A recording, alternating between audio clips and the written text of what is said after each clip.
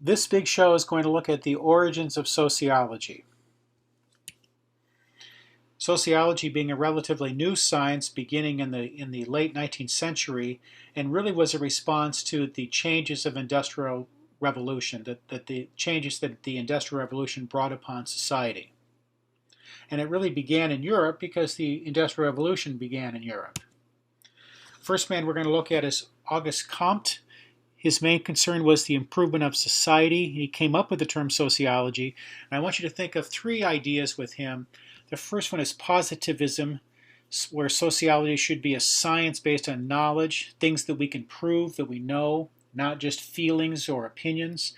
And then I want you to think of this idea of social statics and social dynamics. So social statics are things that keep society stable, and social dynamics would be things that bring about social change. The next person is Harriet Martineau.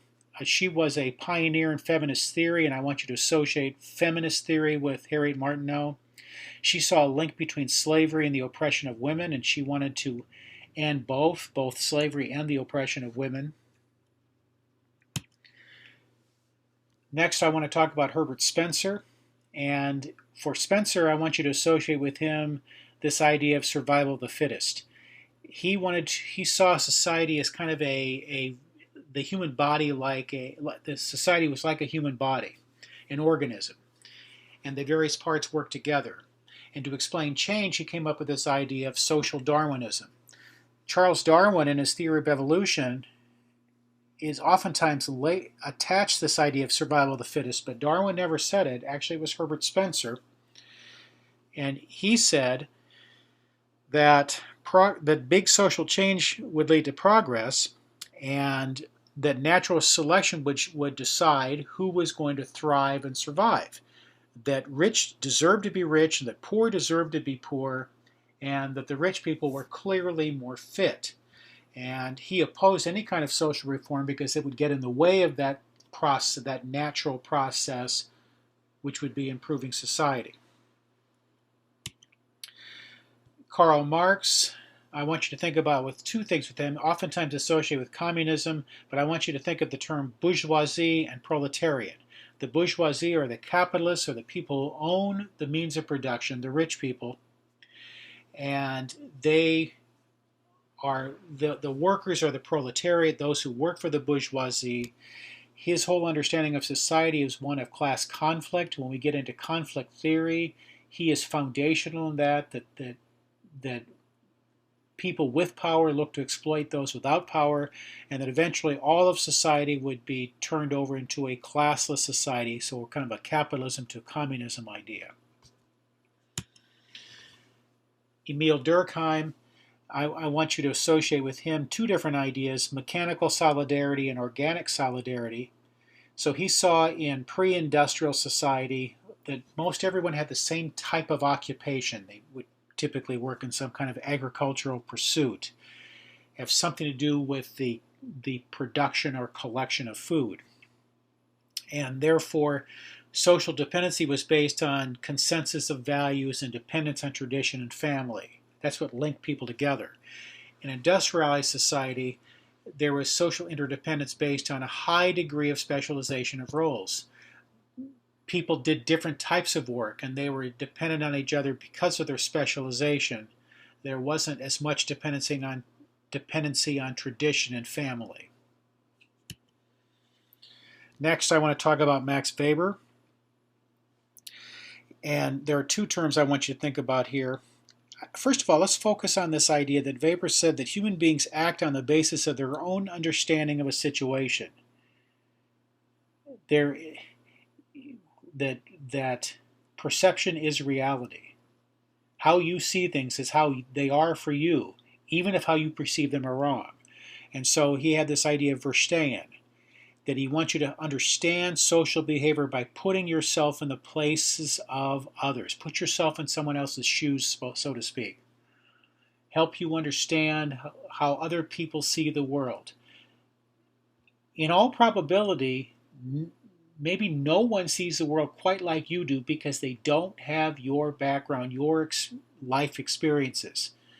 But even more broadly, people from different countries see the world, see events that take place in the world differently than you do because they're not you. They don't live in your community. They don't go to your school. They don't understand things the way you see them. And the second idea for Weber was this idea of rationalization, the mindset that emphasized the use of knowledge and reason and planning. So this is going away from like superstition and tradition and things like this. In America, sociology first began with the creation of a sociology department at the University of Chicago in 1892, and it's pictured here. The University of Chicago is. So first I want to talk about Jane Addams, who was really looking to do, she sought social justice through social action, and she created this settlement house called Hull House in Chicago. Don't think of Hull House like a place to live, but rather it was a place that provided health care and child care and education and lots of different things to improve the lives of poor people in Chicago. W.E.B. Du Bois was an African-American educator and social activist, and he wanted to end racial discrimination and segregation in the United States and really around the world. He attacked the faulty assumption of racism that somehow African Americans were an inferior race. So he looked at big picture ideas. Now that would contrast with Booker T. Washington, the founder of the Tuskegee Institute, who, rather than looking at big ideas like Du Bois, focused more on challenging segregation by helping African Americans through education and entrepreneurship, helping them get jobs, helping them develop skills, helping them own businesses, for example, improve the individual. Robert Ezra Park studied race relations and what he called human ecology, which is the study and the relationship among individual social groups and their social environment. Made big contributions on urban communities and race relations, and really was helped develop this idea of empirically grounded research methods. Again, this kind of scientific basis of sociology, not feelings, but actually having data to support what you believe.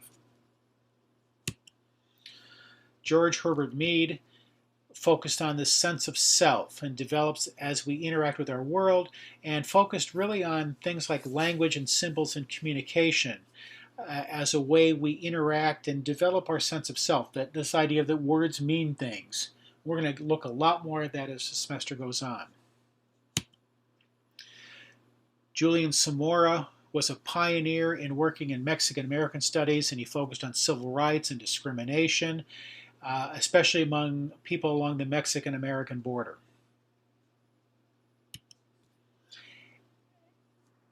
And that little bit of background information should help you with your reading for the origins of sociology.